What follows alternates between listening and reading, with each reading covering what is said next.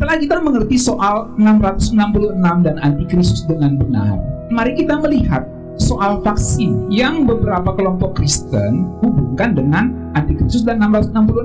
Benarkah teori itu? Untuk itu kita perlu mengerti dulu soal vaksin.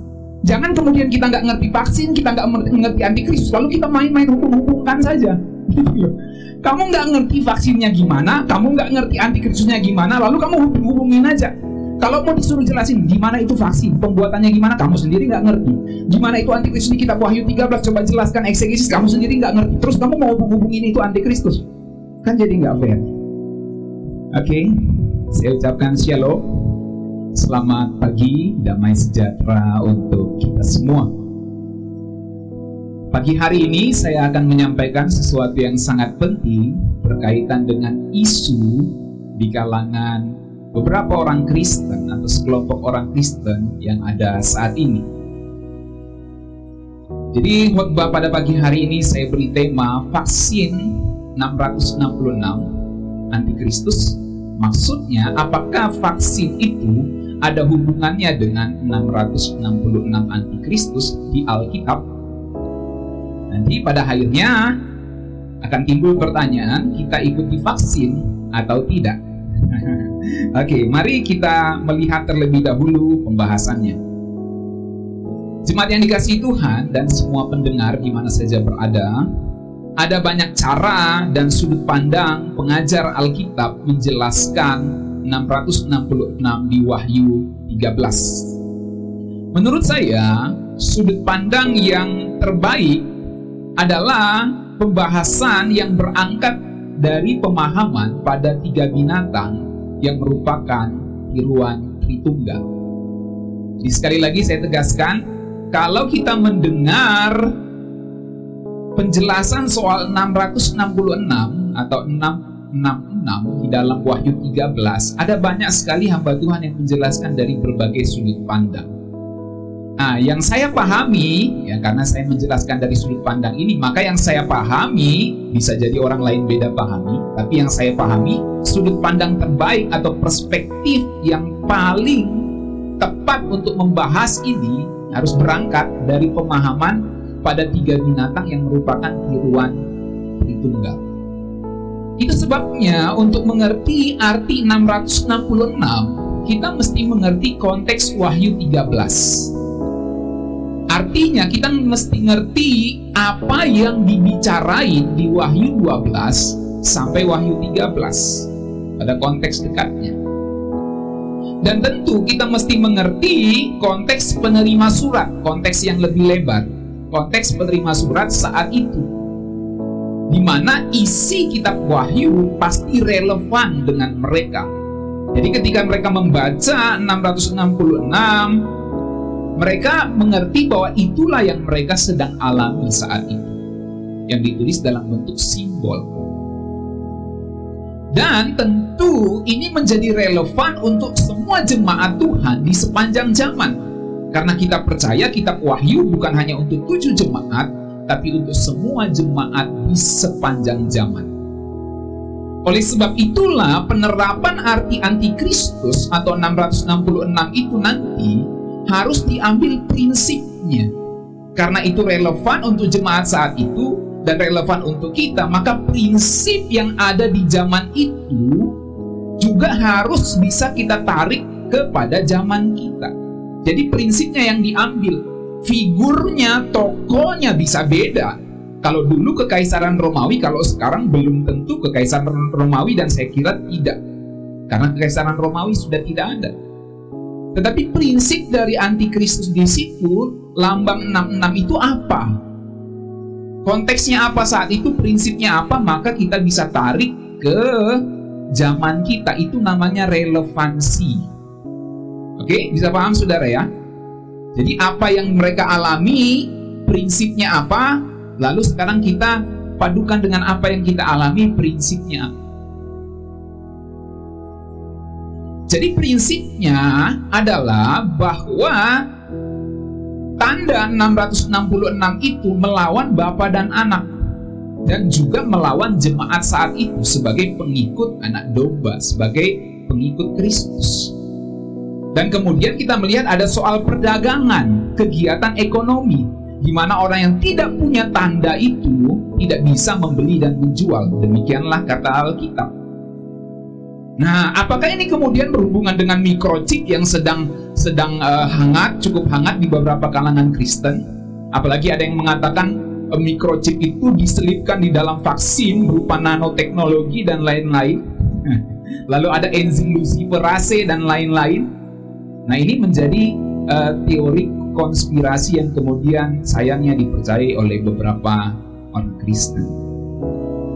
Nah, jadi kembali ke Wahyu 13. Di Wahyu pasal 12 sampai 13 kita bisa melihat 3 binatang atau 3 monster yang mengerikan, yang adalah tiruan Tritunggal.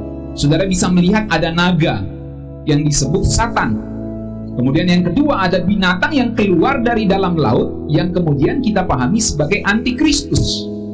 Dan yang ketiga ada binatang yang keluar dari dalam bumi yang kemudian kita pahami sebagai nabi palsu. Maka lengkaplah Satan, antikristus, dan nabi palsu. Inilah 3 tiruan pribadi Allah Tritunggal. Menarik sekali.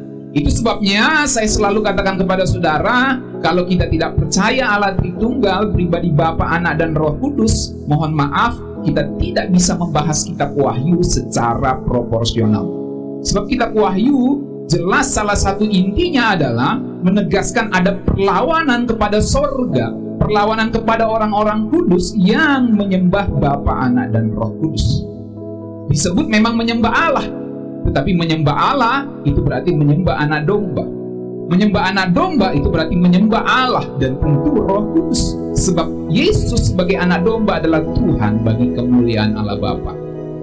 Ada cukup panjang penjelasan yang saya bisa sampaikan tentang itu, tapi saya tidak mau melebar ke sini.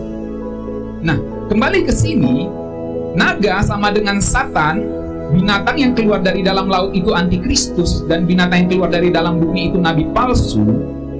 Maka 3 oknum ini karena mau meniru Allah, maka jelas nggak sempurna. Nggak heran tandanya adalah bilangan 666. Mari saya jelaskan apa maksudnya. Dalam kitab Wahyu, angka yang bisa berarti sempurna itu adalah angka 3, 7, dan 10. Nah, angka 6 itu diulang sebanyak 3 kali, yang kemudian sebenarnya lebih tepat dibaca 666, bukan 666. Secara bahasa asli lebih tepat dibaca 666. Walaupun kemudian ditulis dalam bahasa Indonesia atau angka Latin kita ini 666. Apa angka Indonesia kita ini? Angka apa? Alfabet ya. Alfabet huruf. Kalau angka kita, ya nomor kita ini 666 gitu. Nah, jadi 6 yang diulang 3 kali menunjukkan kegagalan 3 binatang ini meniru Allah Tritunggal. Sederhananya gini, ya, 6 gagal mau naik jadi 7. Kan ini 6. Dia mau naik jadi 7 nggak bisa-bisa. Maka 6-nya diulang 3 kali. Tapi nggak bisa juga. Nah, sementara angka 3, 7, dan 10 itu bisa menggambarkan kesempurnaan di dalam Alkitab. Jadi kalau 6-nya itu di bawah 7 dan 10 diulang 3 kali, maka ini menunjukkan manusia sebagai 6 itu kan angka manusia. Manusia diciptakan pada hari yang ke-6. Jadi 6 itu menunjukkan, yang diulang 3 kali menunjukkan manusia gagal mau jadi Tuhan. Dan itu sesuai dengan konteksnya. Karena jemaat kitab Wahyu saat itu menghadapi kekaisaran Romawi yang mengharuskan mereka menyembah kaisar supaya mereka bisa berdagang, supaya mereka bisa membeli menjual, mendapat pekerjaan yang baik, melakukan aktivitas ekonomi yang lain. Mereka bisa melakukan itu dengan baik, sama rata dengan penduduk lainnya, kalau mereka mau menyembah patung kaisar. Dan patung kaisar itu adalah patung manusia. Maka kaisar mau jadi Tuhan. Dan itu lebih tegas di zaman Kaisar Domitianus, di mana semua orang wajib menyembah dia dan mengatakan bahwa kaisar adalah dewa, kaisar adalah Tuhan. Jadi 666 itu sederhananya 6 yang gagal mau naik jadi 7. Kan ini 7, ini 6. Diulang 3 kali, nggak naik-naik jadi 7. Nah itu sederhananya ya. Jadi kalau saudara mendengar 66 itu adalah angka meniru Tritunggal, itu maksudnya sederhananya. 6 gagal mau naik jadi 7. Artinya manusia gagal mau jadi Tuhan. Diulang 3 kali untuk menegaskan bahwa ini meniru Tritunggal, diulang 3 kali untuk menegaskan bahwa benar-benar dia gagal. Nah, itu soal simbol-simbol di dalam Alkitab. Nah, kalau di pasal 12 naga memburu orang percaya, maka di pasal 13 kitab Wahyu itu bicara bagaimana cara naga memerangi orang percaya, yaitu dengan kekejaman dan penyesatan. Itulah spirit yang kemudian dibawa antikristus dan nabi palsu, kekejaman dan penyesatan. Kalau kalau binatang yang keluar dari dalam laut dan binatang yang keluar dari itu menunjukkan kekejaman, binatang yang keluar dari dalam bumi lebih menunjukkan penyesatan. Dan naga adalah spirit yang ada di balik binatang itu, saudara. Nah, itu sebabnya untuk menafsirkan kitab Wahyu, kita mesti jeli menganalisa setiap ayatnya, dan terkadang ada penjelasan satu ayat di ayat lainnya. Sebagai contoh, Wahyu 12 ayat 17 disebutkan keturunan perempuan yang lain yang memiliki kesaksian Yesus. Pertanyaan kita, siapa keturunan perempuan yang lain yang memiliki kesaksian Yesus?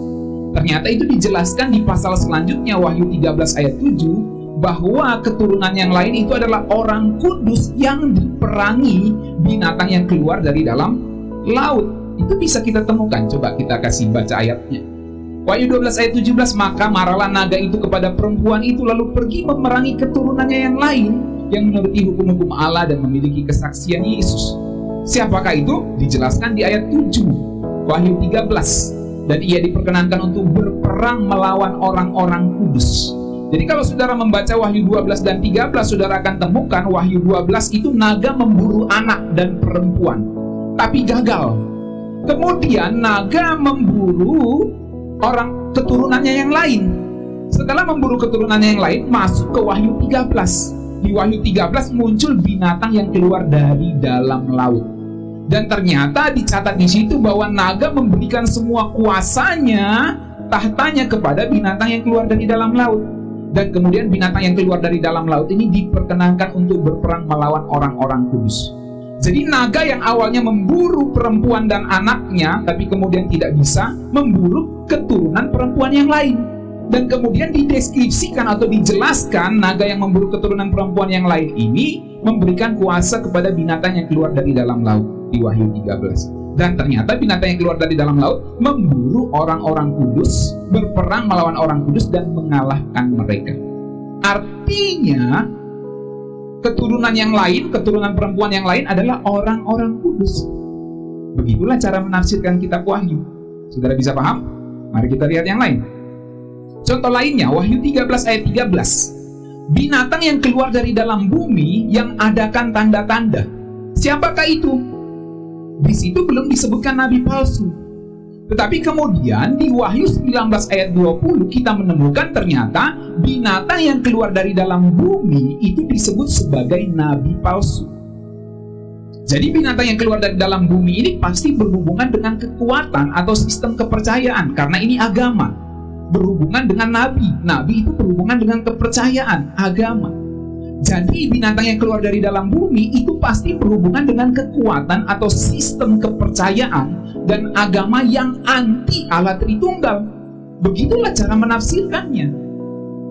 Secara khusus dalam hal ini di Alkitab dijelaskan bahwa antikristus itu menolak Bapa dan Anak. Itu ada di 1 Yohanes. Saudara bisa temukan di sepanjang surat Yohanes yang kita duga dan kita percayai dalam dunia teologi. Penulis 1 Yohanes itu juga adalah Rasul Yohanes yang menulis kitab Wahyu. Jadi penulis yang sama menunjukkan antikristus itu adalah yang menolak Bapa dan Anak. Nah, mari kita baca teksnya. Wahyu 13 ayat 13. Saudara perhatikan. Ia mengadakan tanda-tanda yang dahsyat. Siapa itu? Binatang yang keluar dari dalam bumi.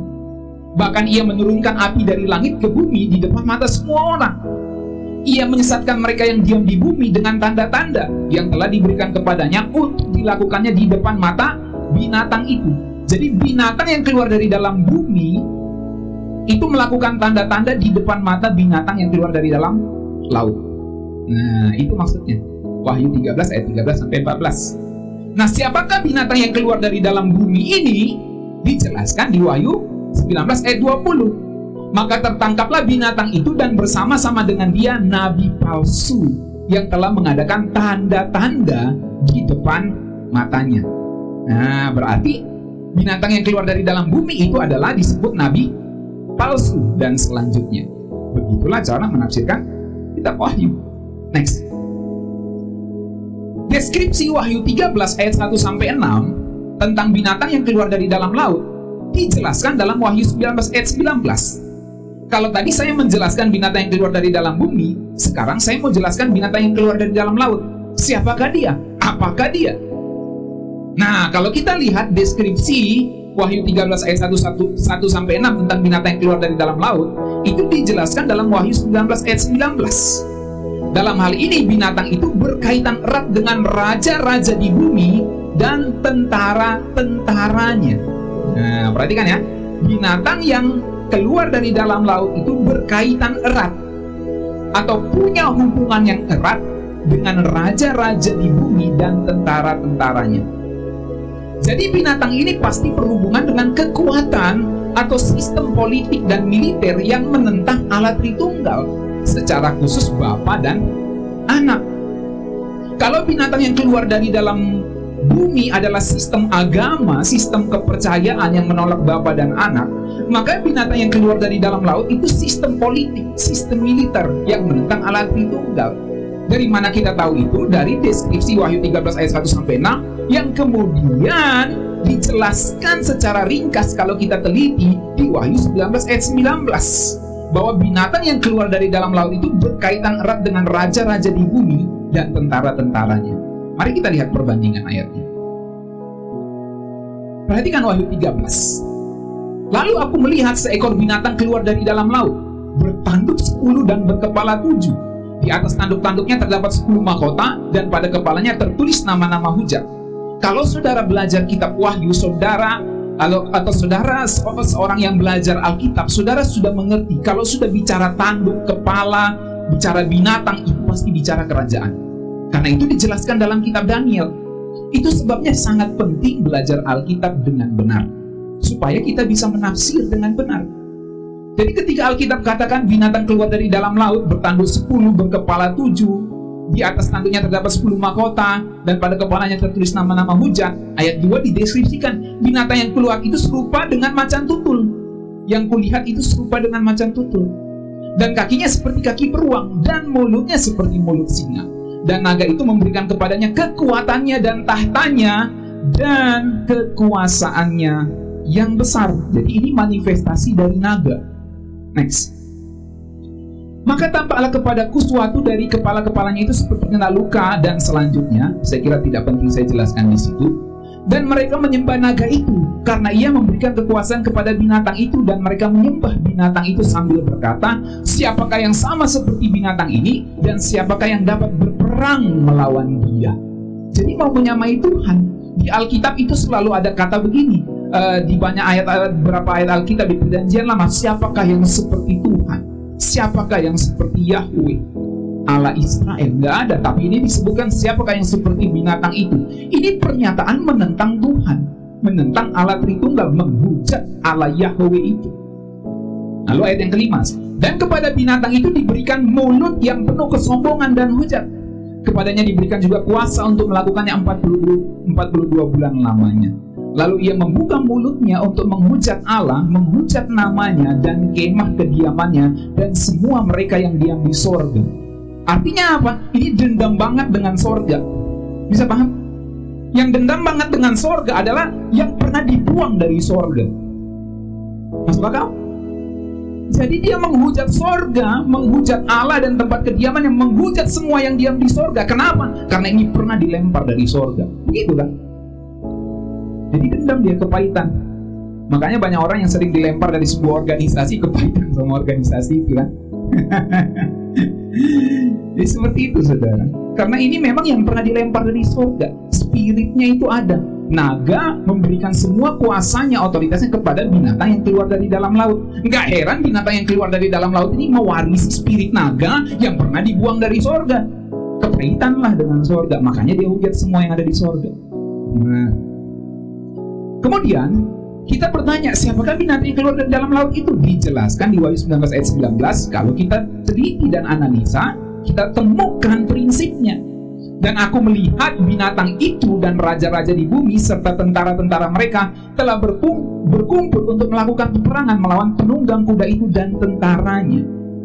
Oh, itu binatang yang keluar dari dalam bumi, Pak? Bukan, itu binatang yang keluar dari dalam laut. Karena nanti binatang yang keluar dari dalam bumi dijelaskan di Wahyu 19 ayat 20 dan selanjutnya. Binatang yang keluar dari dalam bumi itu nabi palsu.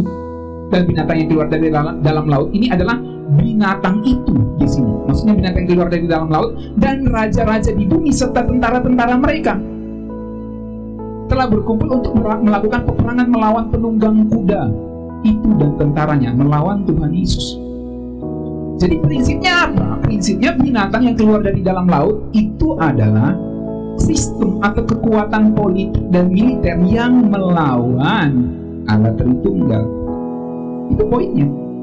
Kalau binatang yang keluar dari dalam bumi, sistem kepercayaan dan agama. Nah, dari sini kita juga bisa melihat bahwa penggenapan binatang yang keluar dari dalam laut dan bumi itu tidak hanya pada satu titik dalam sejarah, tapi ada sampai pada kedatangan Tuhan kedua kali. Karena dijelaskan bahwa binatang yang keluar dari dalam laut dan binatang yang keluar dari dalam bumi itu bersiap berperang melawan penunggang kuda putih. Penunggang kuda putih itu adalah Tuhan Yesus yang akan datang nanti pada kedatangannya yang kedua kali. Artinya apa? Artinya binatang yang keluar dari dalam laut dan binatang yang keluar dari dalam bumi itu masih eksis sampai saat ini. Memang saat itu penggenapannya adalah dalam konteks kekaisaran Romawi. Itu sebabnya prinsip dari penggenapan di situ akan juga tergenapi di jemaat menjelang kedatangan Tuhan yang kedua kali. Itulah kitab Wahyu uniknya, saudara. Jadi saat itu digenapi 66 itu mereka alami. Itu jemaat yang mengalaminya, 7 jemaat yang mengalami 66 itu. Mereka tidak bisa membeli, mereka tidak bisa menjual, mereka alami. Itu bukan sesuatu yang akan dialami nanti di jemaat yang di depan, sementara jemaat yang menerima kitab Wahyu nggak mengalaminya, bukan gitu.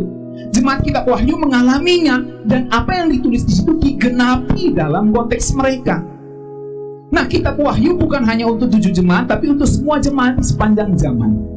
Bahkan disebutkan binatang yang keluar dari dalam laut dan bumi itu akan berperang melawan penunggang kuda putih. Artinya sampai kedatangan Tuhan yang kedua kali.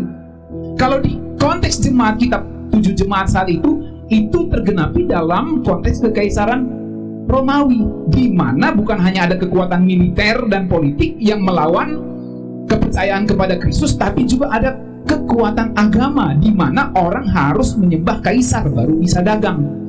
Penyembahan itu berhubungan dengan kepercayaan, keberimanan seseorang. Dan orang percaya atau jemaat saat itu tidak mau menyembah kaisar, karena mereka beriman kepada Yesus Kristus yang hanya layak disembah, yang hanya Yesus Kristus yang layak disembah, Allah Bapa di surga. Makanya mereka menolak untuk menyembah kaisar. Nah, mereka alami 66 saat itu, 666. Sekarang kita orang Kristen di sepanjang zaman mengalami juga 666 sampai kedatangan Tuhan yang kedua kali. Jadi makanya maksud saya itu sebabnya kalau kita mau tafsirkan 666 di zaman kita, di zaman menurut saya kita ini generasi terakhir yang akan menyongsong kedatangan Tuhan, menurut saya, ya, karena saya berharap Tuhan cepat-cepat datang.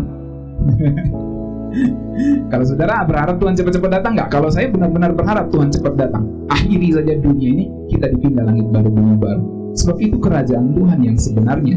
Untuk itulah kita diciptakan. Oke, by the way, kita lupakan itu sebentar. Jadi, bagi kita 666 apa?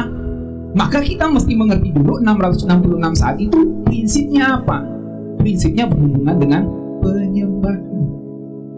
Ada kekuatan militer politik yang menekan seseorang untuk menyembah yang bukan Allah Tritunggal. Itu prinsipnya. dari 666 itu, dari antikristus itu.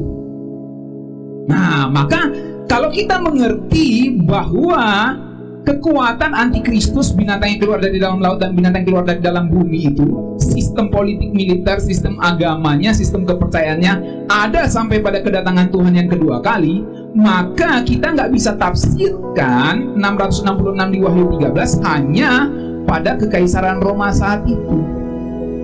Sebab di Wahyu 19 dijelaskan binatang yang keluar dari dalam laut itu masih ada saat penunggang kuda putih datang.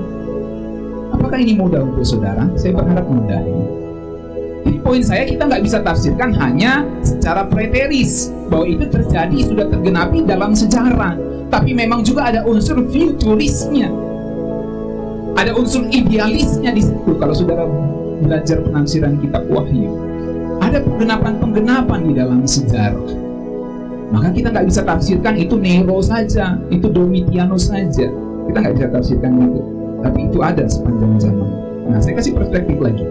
Kalau kita bandingkan dengan Daniel 7, binatang-binatang itu jelas menggambarkan kerajaan. Nah, sayangnya saya lupa kutipkan Daniel 7 di sini. Tapi nanti saudara baca saja Daniel 7, ya. Di situ jelas sekali ada yang singa, ada yang beruang. Ya, itu singa itu di situ gambarnya menggambarkan Babylon, ya, singa bersayap. Lalu ada macan itu atau beruang, nanti saudara lihat ya, beruang ya, berbadan beruang, berkepala macan kalau nggak salah. Kalau salah mohon dimaafkan, saya lupa kutip ayatnya. Itu media Persia, lalu ada Yunani, ya, lalu ada Romawi. Nah, saudara bisa perhatikan di situ. Jadi memang poin saya begini, binatang-binatang itu berhubungan dengan kerajaan. Jadi kalau dikatakan tadi di Wahyu 13 naga itu memberikan kuasa kepada binatang yang keluar dari dalam laut, dan binatang yang keluar dari dalam laut itu dijelaskan ciri-cirinya, ada rupa-rupa binatang di dalam dirinya. Coba dinaikkan Jo kembali ayatnya, Wahyu 13 kalau bisa cepat supaya jemaat ngerti ya. Ya itu. Perhatikan ayat 2. Binatang yang kulihat itu, maksudnya binatang yang keluar dari dalam laut, serupa dengan macan tutul. Kakinya seperti beruang, mulutnya seperti singa. Jadi perpaduan beberapa binatang. Dan di Daniel 7 itu semua melambangkan kerajaan. Nah, oke. Kembali ke slide-nya aja. Oke? Bisa paham saudara ya? Menggambarkan kerajaan. Nah, kalau lihat konteks jemaat penerima Wahyu saat itu, maksudnya 7 jemaat di Asia Kecil, di Turki saat ini, maka jelas binatang itu adalah kekaisaran Romawi.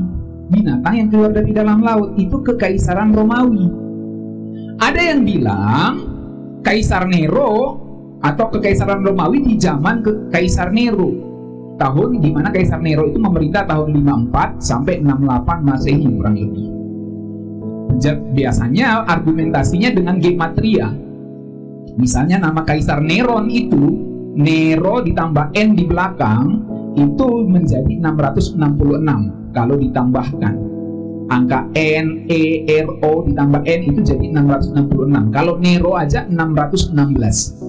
Itu maksudnya dalam gematria. Yang gematria itu misalnya begini, A sama dengan 1, B sama dengan 2, C sama dengan 3, lalu dikumpulkan namanya misalnya Abah, berarti 1, 2, 1 gitu ya. Seperti itu gematria maksudnya. Nanti saudara googling aja, udah banyak di Google. Nah, jadi ada yang bilang itu binatang yang keluar dari dalam laut itu adalah kekaisaran Romawi di zaman Kaisar Nero. Nah, yang juga anti-Kristen.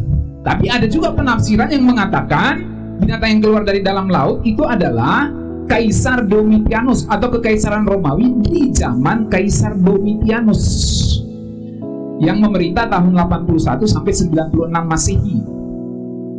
Karena Kaisar Domitianus itu memerintah saat Rasul Yohanes dibuang ke Pulau Patmos, dan Domitianus mewajibkan rakyat menyembahnya sebagai Tuhan atau sebagai dewa.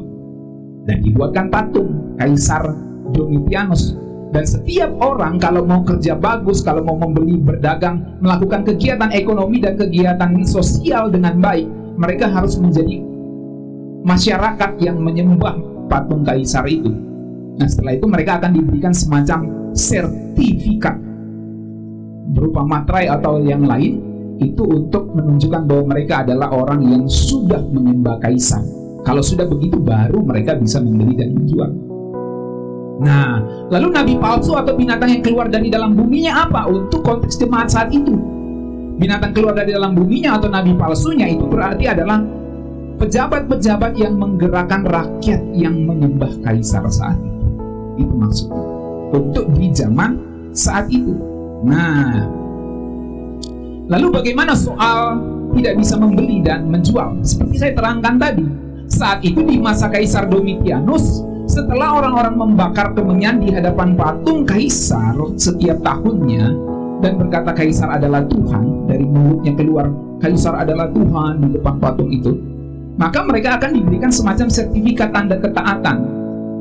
Bahkan saudara ya, kalau saudara pelajari lagi latar belakang kitab Wahyu, kalau mereka mau menyembah kaisar, di kuil tempat menyembah itu nanti disediakan pelacur-pelacur.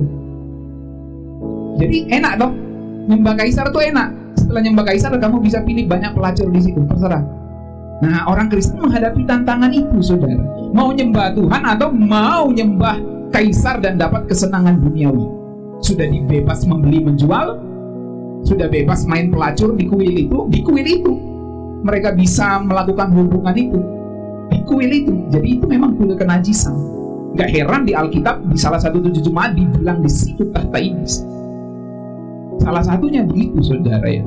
Karena memang itu tempat kenajisan. Selain penyembahan berhala, ada aktivitas seksual di situ yang menggoda umat Tuhan. Nah, jadi kalau seseorang masyarakat di zaman itu sudah menyembah kaisar, maka diberikan semacam sertifikat. Saya mencoba mencari tahu sertifikat yang dimaksud di dalam buku-buku tafsiran itu apa. Saya belum dapatkan. Apakah berupa meterai? Karena setiap budak saat itu kalau mau dijual itu kan diberi meterai. Saudara pernah nonton film Kerajaan? Pernah kan? Kan itu dimeterai dengan itu tuh, yang segel itu kan. Ada lambang tato di itunya kan, di budak-budak. Nah, kalau saudara nonton film Kerajaan, saudara tahu itu biasanya. Budak-budak itu ditempel-tempelin gitu. Nah, itu semacam sertifikatnya saat itu. Jadi dengan sertifikat itu mereka bebas dari hukuman kaisar dan dapat berjual beli secara bebas. Nah, kalau sertifikat yang bagi orang yang menyembah kaisar yang bukan budak itu apa? Apakah berupa surat atau apakah berupa semacam gelang atau apa? Saya belum tahu ya. Tapi saya mencoba mencari tahu. Tapi yang jelas buku-buku tafsiran menunjukkan hal itu dan saya kira saya setuju karena memang konteks dan latar belakangnya seperti itu, saudara. Nah, lanjut. Itu sebabnya kita perlu ingat binatang dan nabi palsu itu ada sampai Tuhan datang. Bukan hanya pada kekaisaran Romawi saat itu. Kekaisaran atau kerajaan apa yang muncul atau berkuasa setelah Romawi di wilayah Asia kecil, itulah yang meneruskan spirit antikristus secara politik, militer maupun agama sampai Tuhan datang. Kalau saudara jeli pintar memahami Alkitab dan sejarah serta apa yang saya sampaikan, saudara sudah mengerti antikristus yang dimaksud itu apa. Jadi secara politik, militer maupun agama itu ada sampai saat Tuhan datang. Dan itu berupa atau sesuatu yang berangkat, cirinya adalah kekaisaran yang muncul di wilayah Asia kecil, kerajaan yang muncul di wilayah Asia kecil, atau kekuatan militer politik agama yang muncul di wilayah Asia kecil setelah kekaisaran Romawi. Silakan lihat dalam sejarah. Kekaisaran apa yang muncul? Dan itu jelas membawa politik militer maupun agama yang menentang Bapa dan Anak. Oke? Jadi saya harap saudara pintar-pintar mengerti apa yang saya maksudkan. Nah, jadi apakah tanda 66 itu? 666 itu? Ingat, di Wahyu 14 ayat 1, 144.000 orang juga punya tanda di dahi. Kalau saudara baca Wahyu 13, setelah penjelasan 666 itu adalah bilangan seorang manusia, lalu muncul Wahyu 14. Setelah Wahyu 13 muncul Wahyu 14, dan di Wahyu 14 ayat 1 dijelaskan bahwa ada anak domba yang berdiri di Bukit Sion dan bersama dengan dia 144.000 orang yang ada meterai di dahi mereka. Ada tandanya, dan meterai itu, tanda itu adalah nama Bapa dan nama anak domba itu, nama anak. Maka tanda 666 itu jelas kaitannya dengan penyembahan. Karena orang Kristen yang punya tanda di dahi itu bukan tato.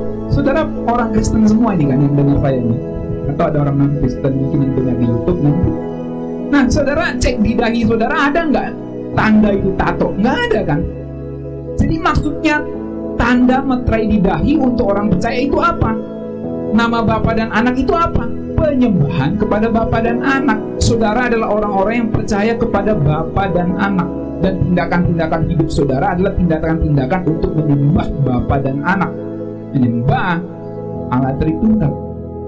Itu maksudnya meterai di orang-orang percaya. Maka meterai di orang-orang tidak percaya, di pengikut binatang yang keluar dari dalam laut dan bumi itu, meterai yang 666 itu juga berhubungan dengan penyembahan, bukan tato fisik. Karena orang percaya nggak punya tato fisik, demikianlah mereka juga nggak punya tato fisik untuk menunjukkan penyembahan kepada mereka, kepada Tritunggal palsu itu. Tetapi itu sesuatu yang berhubungan dengan penyembahan. Itulah prinsip.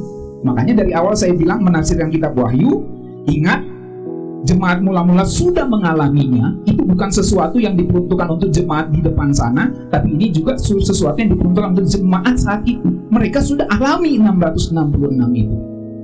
Tapi ternyata kitab Wahyu bukan hanya untuk jemaat saat itu, tapi untuk jemaat sepanjang zaman. Maka di zaman kita prinsipnya saat itu apa? Prinsipnya ternyata 666 itu berhubungan dengan tanda penyembahan. Demikianlah bagi kita nggak menghadapi Kaisar Nero, kita nggak menghadapi Kaisar Domitianus, kita nggak menghadapi kekaisaran Romawi, tapi kita menghadapi kekuatan yang prinsipnya sama, menentang Bapa dan Anak, mengajak kita untuk menyembah Tritunggal yang palsu. Nah, jadi jelas sekali tanda 66 itu jelas kaitannya dengan penyembahan. Saat itu penyembahan kepada kaisar, dimana kalau nggak sembah kaisar nggak bisa membeli dan menjual. Nah, setelah mengerti, mari sekarang kita lihat soal vaksin. Beberapa menit ke depan ini sampai sedikit terakhir saya akan menjadi seperti seorang ahli imunologi atau ahli virus atau ahli pandemi, ahli epidemiologi gitu ya. yang seperti itu ya, yang berhubungan dengan gitu-gitu deh. Tapi saya mau kasih tahu, saya adalah teolog, bukan orang yang mengerti ini dengan baik, tetapi paling tidak saya juga bisa membaca dari informasi yang sudah ada di Google dan di YouTube, dan saya pastikan sumber-sumbernya terpercaya. Nah, setelah kita mengerti soal 666 dan antikristus dengan benar, kemudian mari kita melihat soal vaksin yang beberapa kelompok Kristen hubungkan dengan antikristus dan 666. Benarkah teori itu? Untuk itu kita perlu mengerti dulu soal vaksin. Jangan kemudian kita nggak ngerti vaksin, kita nggak ngerti antikristus, lalu kita main-main hubung-hubungkan saja. Kamu nggak ngerti vaksinnya gimana, kamu nggak ngerti antikristusnya gimana, lalu kamu hubungin aja. Kalau mau disuruh jelasin gimana itu vaksin, pembuatannya gimana, kamu sendiri nggak ngerti. Gimana itu antikristus di kitab Wahyu 13, coba jelaskan eksegesis, kamu sendiri nggak ngerti. Terus kamu mau hubungin itu antikristus, kan jadi nggak fair. Nah, maka setelah menjelaskan Wahyu 13 dengan benar, relevansinya untuk kita kepada jemaat saat ini, tantangan kita di saat ini, sekarang saya mau jelaskan sedikit soal vaksin. Saya kasih tahu, saya bukan ahli vaksin, saya seorang hamba Tuhan, pengajar Alkitab, ya termasuk teolog. Itu sebabnya penjelasan ini kalau menurut saudara salah, silakan diverifikasi ke Google atau YouTube ya. Nah, tapi saya berusaha untuk memberikan informasi yang paling tepat dan sederhana untuk kita ya. Karena saya juga belajar ini ya dari informasi yang ada di internet. Oke, mari kita lihat. Yang pertama, jenis-jenis vaksin. Saudara bisa melihat ada vaksin Sinovac, ada vaksin dari Novavax ya. Lalu ada vaksin dari Johnson & Johnson, Oxford AstraZeneca, yang mudah-mudahan kelihatan di situ gambarnya kecil. Lalu ada vaksin mRNA, itu dari Moderna dan Pfizer ya. Vaksin Pfizer dari BioNTech dan vaksin Moderna. Jadi saudara bisa melihat ada 4 jenis vaksin paling tidak. Awalnya dulu metodenya itu cuma ada 3 jenis metode. yaitu vaksin di mana virusnya dimatikan. Jadi vaksin itu beda dengan obat. Kalau obat itu lebih kepada kimia-kimia gitu ya. Kalau vaksin itu dari virus, dari mikrobiologi yang dimatikan. Itu yang pertama, dan itulah vaksin Sinovac yang akan disuntikan kepada masyarakat Indonesia saat ini ya, atau beberapa minggu ke depan, maksud saya beberapa hari ke depan menurut berita. Itu vaksin yang berasal dari virus yang dimatikan atau di-inactivate ya, dimatikan. Itu vaksin Sinovac. Nah, kemudian ada vaksin dari Novavax yang mengambil sebagian protein dari vaksin. Karena vaksin itu dan seluruh tubuh makhluk hidup itu biasanya terdiri dari protein. Nah, itu ilmu biologi. Kemudian ada adenovirus dan lain-lain. Nah, itu salah satu metode. Dan yang paling kontroversi adalah mRNA ini, saudara. Karena ini berasal dari tiruan RNA virus. Nanti saya jelaskan sedikit. Itulah yang disebut kemudian menjadi vaksin Moderna dan vaksin Pfizer. Saya kira jemaat yang sudah biasa men-searching ini udah ngerti ya. Dan untuk orang-orang yang belum pernah mendengar, saya harap ini membantu saudara. Jadi ada, sederhananya gini, ada vaksin yang dari virus yang dimatikan, ada vaksin yang dari virus yang diambil sebagiannya seperti pizza. Anggaplah vaksin itu pizza, atau virus itu pizza, diambil potongan pizzanya, slice-nya diambil untuk dijadikan vaksin. Jadi nggak berbahaya karena cuma potongannya. Kalau yang pertama, pizza utuhnya diambil untuk dijadikan vaksin, tapi pizzanya dimatiin dulu, dikasih bumbu apa sehingga mati, sehingga aman dimakan ya, kira-kira gitu ya. Nah, tapi ada vaksin itu meniru RNA dari virus itu ya. Nanti saya jelaskan lagi. Oke, itulah vaksin Moderna dan Pfizer yang menurut informasi yang saya dapatkan sampai saat ini belum ada di Indonesia, walaupun sudah akan dipesan, tapi belum ada. Nah, yang jadi kontroversi, perhatikan, yang jadi kontroversi, yang jadi bahan pembicaraan itu adalah vaksin mRNA ini, ya, vaksin Pfizer dan Moderna.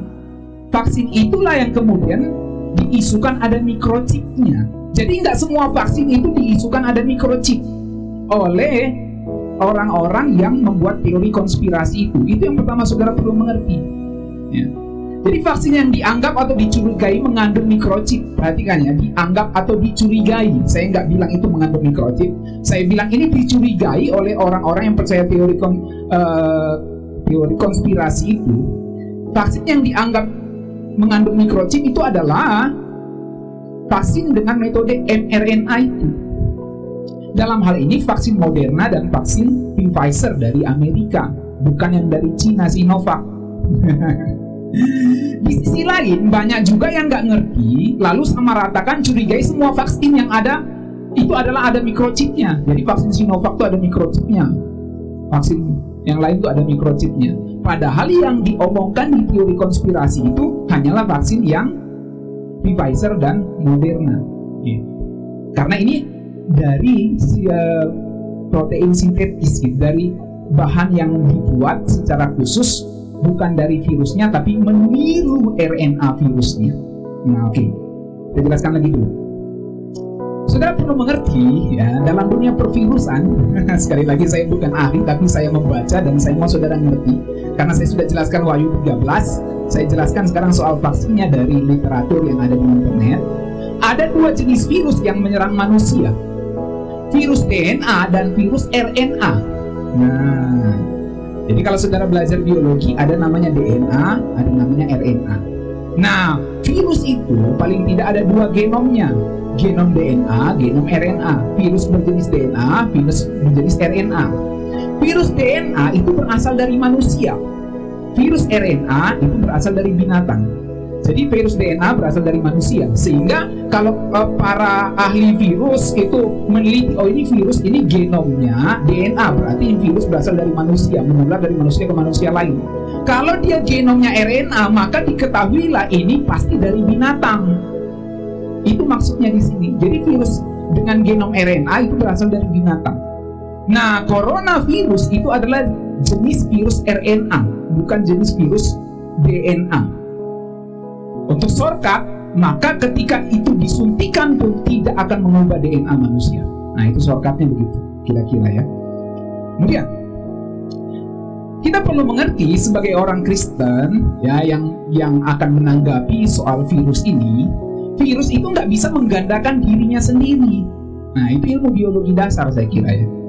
Ia butuh sel dari inangnya, dalam hal ini sel manusia, untuk menggandakan dirinya. Jadi virus itu nggak bisa bermutasi sendiri. Dia harus masuk ke dalam suatu sel untuk dia bisa membajak atau menghack sel itu untuk menggandakan dirinya. Nah, virus DNA itu lebih lama bermutasi. Virus RNA, dan ini corona salah satunya adalah virus RNA, lebih cepat bermutasi. Makanya kalau kita dengar, oh ada mutasi virus baru, ada varian baru, nah itu maksudnya karena dia virus RNA yang memang basicnya lebih cepat bermutasi. Nah, menurut History of Vaccine, saudara googling saja, ini saya ambil dari CNN, pendapat seorang ahli, kalau nggak salah ahli di ITB, ya. Virus RNA itu lebih cepat bermutasi ketimbang virus DNA, sebab molekul DNA lebih stabil dari RNA. Selain itu, proses reproduksi virus DNA itu perlu melalui proses pengecekan dan koreksi. Biasanya mereka menggunakan sel inang untuk melakukan verifikasi ketika melakukan replikasi DNA. Fungsinya agar sel inang bisa membantu mengoreksi ketika virus membuat kesalahan ketika menyalin DNA asli, sehingga virus DNA tidak bermutasi secepat virus RNA. Maksudnya gini, ini kan sel, lalu masuk virus DNA, bukan virus RNA, yang virus DNA artinya bukan virus corona ya. Masuk ke dalam sel kita, waktu dia mau menggandakan diri atau mau bermutasi itu lama. Dia mau menggandakan diri lama, dia mau bermutasi pun lama. Nah, karena dia jenisnya virus DNA, ya kira-kira gitulah. Kemudian, sementara virus RNA itu tidak stabil. Ya, jadi kalau dia basicnya genomnya RNA itu tidak stabil dan tidak memiliki proses pengecekan dan koreksi seperti virus DNA. Mereka kerap melakukan kesalahan ketika mereplikasi RNA asli. Tidak seperti virus DNA, sel inang yang dihinggapi virus pun tidak membantu mengoreksi kesalahan ini. Akibatnya sangat sering berubah, dengan kata lain bisa bermutasi sangat cepat dan punya konsekuensi yang parah terhadap mereka yang terinfeksi. Makanya mutasi baru itu cukup ditakuti karena dia memang sering berubah. Ya, bahkan orang bisa berpikir, yang awam mungkin bisa berpikir, nanti vaksin itu akan mujarab enggak dengan virus yang bermutasi, gitu kan, gitu. Jadi itu pikiran kita yang awam waktu mau terima virus. Kalau misalnya kena virus yang udah bermutasi, vaksin yang disuntikan kepada kita ini mujarab atau enggak? Nah, itu kan awam punya pemikiran, ya. Jadi sederhananya virus RNA itu kalau dia masuk ke sel, dia lebih cepat bermutasi, lebih cepat menggandakan diri, beda dengan virus DNA. Nah, mutasi virus yang sangat cepat ini, virus RNA maksudnya, membuat antibodi kesulitan mengenali virus-virus yang sudah berubah itu. Sehingga antibodi yang sudah dibentuk untuk melawan virus yang pertama masuk dan sudah dikenali tidak lagi efektif. Jadi virus pertama yang masuk dan sudah dikenali tidak lagi efektif memerangi virus baru yang sudah berubah identitas itu. Hal inilah yang menyebabkan antibodi sulit memerangi virus-virus yang terus bermutasi. Nah, simpelnya gini, dulu virusnya bajunya hijau, sekarang bajunya kuning. Maka antibodi itu dulu hijau, sekarang kuning. Ini teman atau musuh, gitu ya kira-kira. Jadi dia lambat untuk menghadir virus yang sudah bermutasi. Sel-sel tubuh kita ini, imun kita membaca kalau warna hijau ini musuh, gitu ya. Tapi ternyata virusnya bermutasi, dia jadi warna kuning, misalnya gitu sederhananya. Envelope virusnya berubah, gitu. Maka imun kita nggak langsung nyerang karena ini biasanya hijau kita serang, sekarang kuning dia bajunya. Ini musuh atau enggak? Dia lama mengenali. Sementara dia lama mengenali, udah menggandakan diri. Nah, kira-kira gitu sederhananya ya. Sekali lagi saya bukan ahli, tapi saya membaca dari Google dan meresearch di YouTube ya, melihat video-video di YouTube. Nah, kemudian saudara-saudara, mari perhatikan ini virus corona ya. Ini edukasi untuk kita semua. Kalau ada kesalahan silakan dikoreksi di komentar ya. Ini virus corona, itu yang seperti cacing di tengahnya itu ya, itu yang disebut RNA genomnya. Jadi RNA-nya ini virus berjenis RNA, bukan DNA. Kalau DNA itu kalau saudara lihat gambar-gambar biologi, DNA itu terdiri dari dua pita kan, pita kiri, pita kanan, lalu dihubung-hubungkan gini kan. Nah itu DNA. Kalau RNA itu satu tali, kemudian ada gigi-giginya seperti sisir gitu. Kalau RNA itu seperti dua begini, lalu ada lingkar-lingkarannya, itu DNA. Itu bedanya DNA sama RNA. Saya lupa kasih gambar DNA biar beda ya. Nah lalu di virus corona itu ada yang namanya spike protein. Itulah yang kayak mataharinya itu ya, yang merah-merah lancip keluar itu. Nah itu namanya spike ya, atau tonjolan di luar begitu ya, itu intinya. Nah spike protein itu bisa muncul dalam virus corona karena ada sesuatu yang disebut RNA di situ. RNA yang khusus untuk memunculkan dari virus itu memunculkan mahkotanya. Makanya karena ada mahkotanya, lancip-lancipnya itu sehingga disebut corona ya, sehingga seperti crown, seperti corona, makanya disebut virus corona. Nah, saya mau kasih satu video yang sengaja saya matikan audionya, semoga ini bisa terputar dan saudara bisa menontonnya. Nah ini ya, vaksin mRNA ya, bagaimana imun bekerja. Ini sengaja nggak ada audionya, jadi saudara nggak usah berusaha dengar audio. Lihat, itu vaksin, ini sel kita. Ini bukan vaksin, maksudnya virus corona itu memasukkan RNA-nya ya ke dalam sel kita itu tadi. Lalu sel kita diperintahkan karena dihack, dibajak, akhirnya menggandakan virus corona itu di dalam tubuh. Ya. Lalu imun kita bekerja, ini imun yang hijau ya. Imun kita mulai pasang alarm nih. Wah, ini musuh atau enggak? Lama dia. Sementara dia terus membaca ini musuh atau enggak, karena ini sesuatu yang baru gitu ya. Terus menggandakan diri. Itu kan belum dihantam tapi sudah menggandakan diri. Nah, lama dia. Sementara menggandakan diri, tadi gambar sebelumnya itu kita sudah demam gitu ya, tadi ada gambar termometer sedikit. Nah, tapi akhirnya kalau imun kita kuat, dihancurkan. Jadi imun kita itu bisa membunuh virus, tetapi slow to attack. Jadi lambat untuk menyerang sesuatu yang baru yang masuk ke tubuh kita. Inilah gunanya vaksin. Vaksin itu melatih imun. Nah, jadi vaksin itu melatih imun. Imun kita itu dilatih untuk mengenali kalau ada yang model kayak gini, ini perlu diserang. Nah, ini buronan ini di dalam sel tubuh kita. Ini perlu diserang. Itulah gunanya vaksin mRNA ini. Nah, jadi ini gambar virus corona. Perhatikan ada mahkota-mahkotanya itu ya. Nah, jadi ketika virus corona menyuntikkan RNA-nya ke dalam tubuh kita, nah itu maksudnya ada spike atau paku-pakunya. Nah, saudara perhatikan, ini RNA yang membentuk virus, tetapi kemudian ada potongan RNA itu yang membentuk spike-nya, membentuk paku. Itu maksudnya. Jadi dari yang panjang tadi ada potongan yang khusus membentuk paku. Maka ilmuwan kemudian membuat dalam kode-kode, ini kode-kodenya, kode-kode kimiawinya gitulah kira-kira, yang bisa membentuk spike-spike-nya itu. Nah, maka kalau vaksin dengan kode itu dimasukkan ke sel tubuh kita, maka sel tubuh kita membaca, oh itu adalah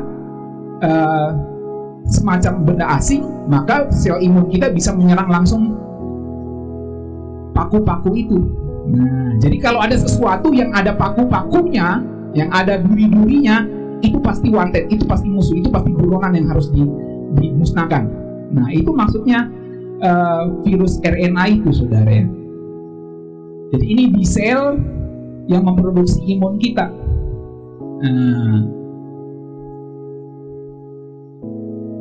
Dia akan menyerang itu sesuatu yang masuk ke tubuh kita yang ada paku-pakunya. Jadi vaksin yang terbuat dari tiruan potongan RNA dari virus itu sangat cepat dikembangkan dan sedikit efek samping, paling tidak menurut perusahaannya. Ya. Kemudian kita lihat lagi nanti, sudah habis. Oke. Ya, sudah habis ya. Nah, saya mau kasih contoh gini untuk jemaat Tuhan ya. Jadi kan tadi ada banyak jenis virus, jenis vaksin. Ada vaksin yang dari virus yang dimatikan, ada vaksin yang dari sebagian virus, ada vaksin yang dari RNA ini, RNA virus. Nah, misalnya gini ya, RNA itu seperti tali begini ya. Nah, ini saya kasih contoh sederhana biar jemaat ngerti, dan pendengar ngerti. Ini misalnya RNA yang membentuk virus. Ini sesuatu yang ada di dalam virus. Nah, ini ada lingkaran, imajinasikan, lalu ada duri-duri. Nah, yang membentuk lingkaran itu misalnya yang di sini ya. Misalnya gitu, yang membentuk lingkarannya misalnya yang ininya. Tapi yang membentuk duri-durinya itu misalnya ini. Nah, potongan di sini. Potongan di sinilah yang diambil tiruannya. Dimasukkan jadi angka-angka oleh ahli-ahli virus gitu ya, oleh ahli-ahli imunologi atau ahli apa gitulah. Intinya ahli yang menyelidiki itu, diambillah potongannya, potongan RNA itu yang kemudian membentuk paku-paku di virus corona itu. Nah, itu ya saudara bisa lihat gambarnya, itu sepotong RNA aja, bukan full RNA. Kalau full RNA maka kita memproduksi virus, tetapi ini memproduksi pakunya saja, tetapi menggunakan sel tubuh kita. Jadi hampir mirip mungkin dengan potongan protein, metode potongan protein sebagian dari virus. Misalnya ini virus ya. Yang pertama diinaktivasi lalu disuntikan jadi vaksin. Itu yang pertama. Yang kedua, ini virus sebagian diambil lalu dijadikan vaksin. Nah, ini berbeda. RNA ini berbeda. Dia mengambil RNA-nya yang membentuk vaksin itu ya, lalu kemudian diambil sepotong yang memproduksi pakunya.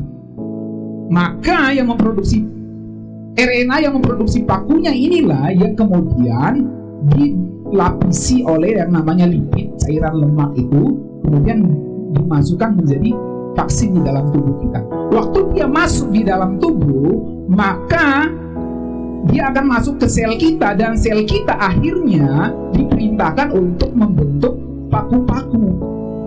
Maka imun tubuh kita membaca ini harus dimusnahkan paku-pakunya, maka dia akan musnahkan. Demikian juga RNA-nya yang ada di sel tubuh itu akan musnah.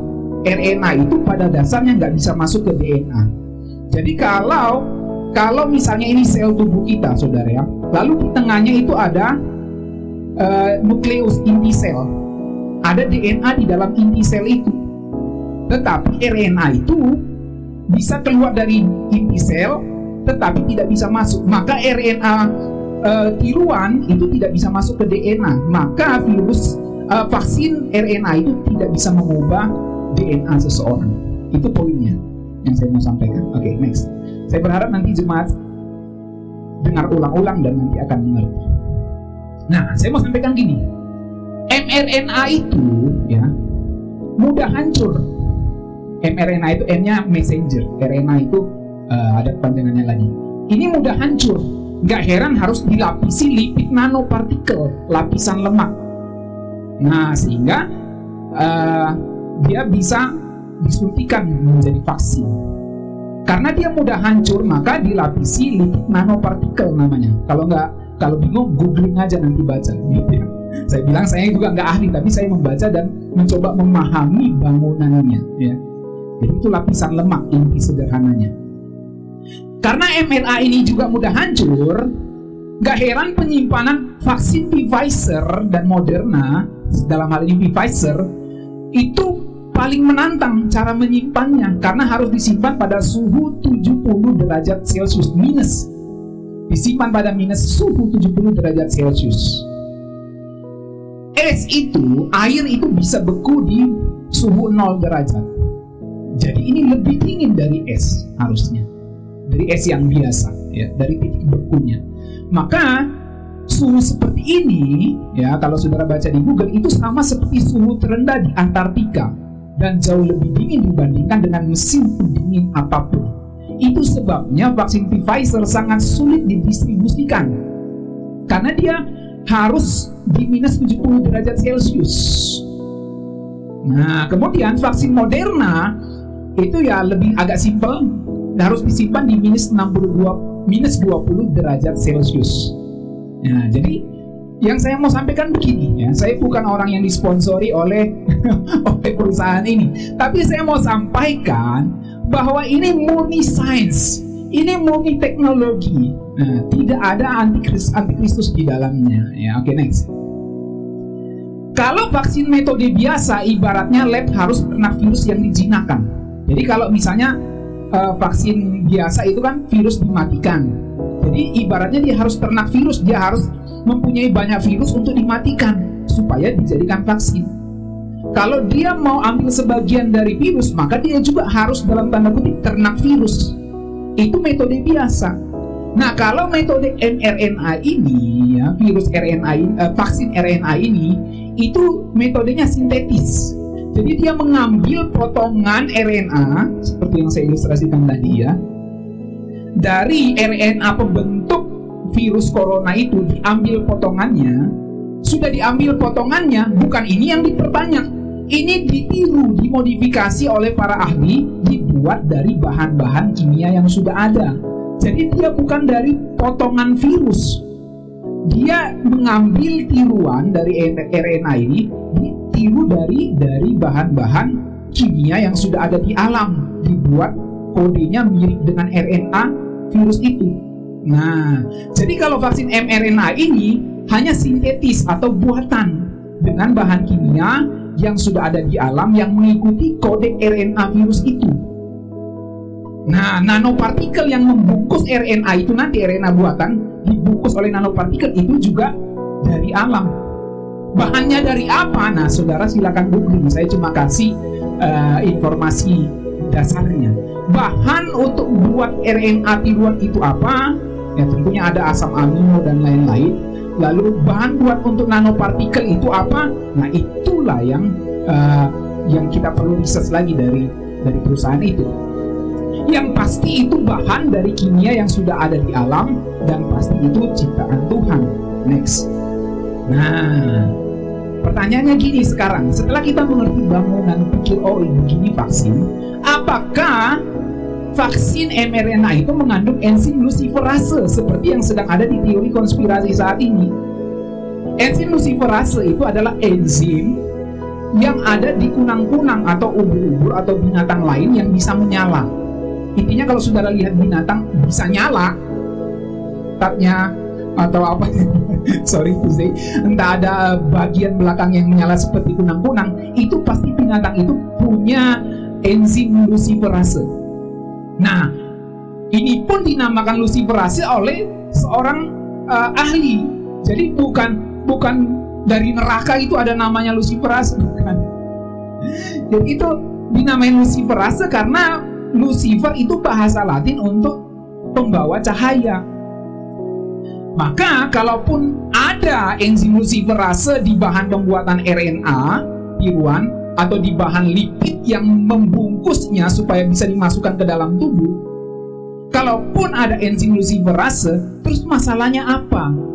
Apakah karena namanya Lucifer lalu kita pikirkan bahwa enzim vaksin itu berasal dari setan, lalu ada microchipnya di dalam? Saya kira tidak seperti itu. Itu sebabnya kita perlu mengerti arti Lucifer itu pembawa cahaya. Dan enzim apapun yang dipakai itu juga enzim yang diciptakan oleh Tuhan. Selama itu tidak mengubah kode genetik DNA kita, dan saya rasa belum ada teknologi yang bisa menghipnotis manusia ketika dia diimplan microchip. Saya kira nggak ada, karena aktivitas otak itu aktivitas neurologi. Ya, jadi pasti kalaupun ditanam microchip, misalnya vaksin itu berupa microchip, itu tidak akan mengubah otak saudara untuk menyebut bapak dan anak. Sebab itu sesuatu yang berbeda, urusan yang berbeda.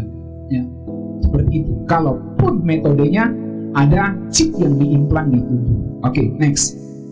Nah, jadi Saudara perlu mengerti ini tadi ya, gambarnya jenis-jenis vaksin. Yang jadi pembicaraan di teori konspirasi itu vaksin yang RNA itu.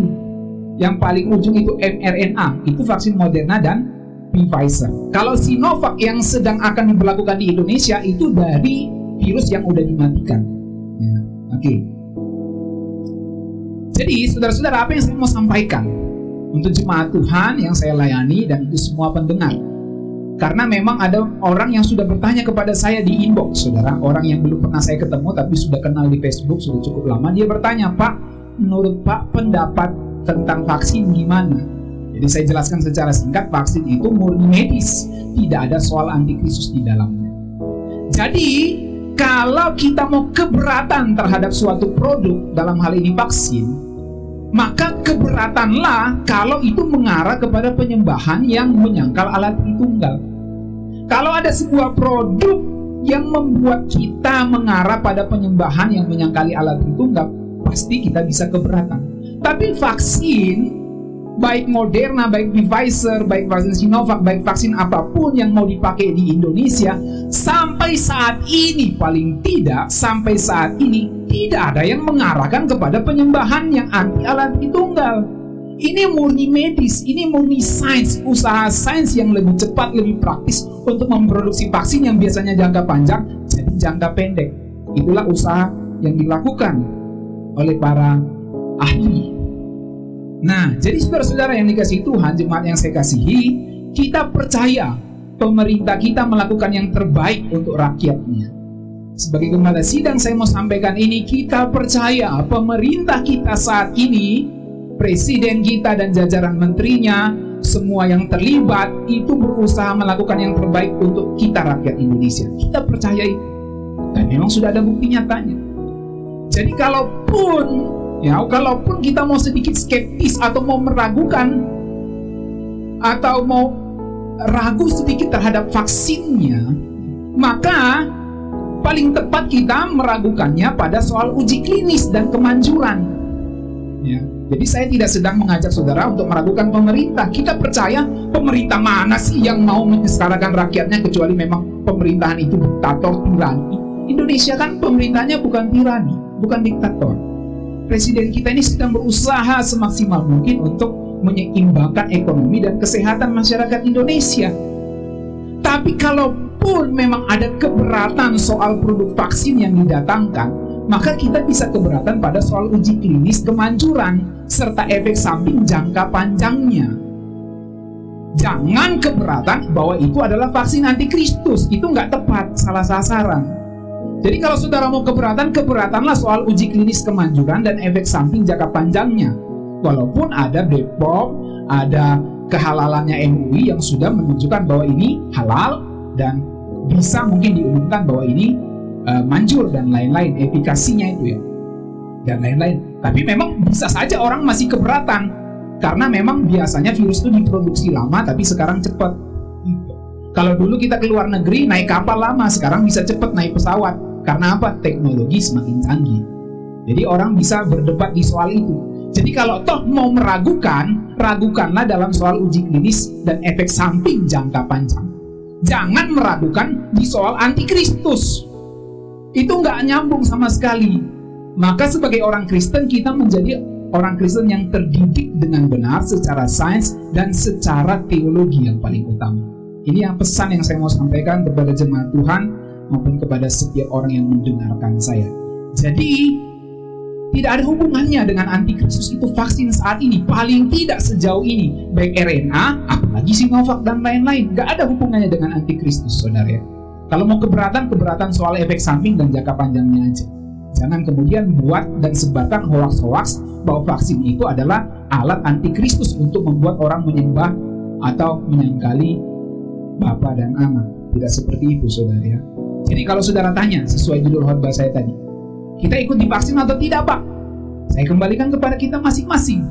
Ya. Silakan. Mau divaksin, mau tidak juga ya silakan berargumen masing-masing. Saya kembalikan kepada kita masing-masing. Tetapi secara teologis jelas bahwa itu tidak ada hubungannya dengan antikristus. Ini pesan pergembalaan, pesan pastoral yang saya mau sampaikan di kesempatan pagi hari ini untuk jemaat Tuhan dan semua orang yang mendengarkan saya di YouTube atau di media sosial apa saja. Kiranya Tuhan Yesus memberkati kita, menolong kita untuk bisa melewati pandemi ini dengan baik, dan kita berdoa untuk pemerintah kita supaya bisa menangani ini dengan bijak dan memberikan yang terbaik untuk kita masyarakat Indonesia. Mari kita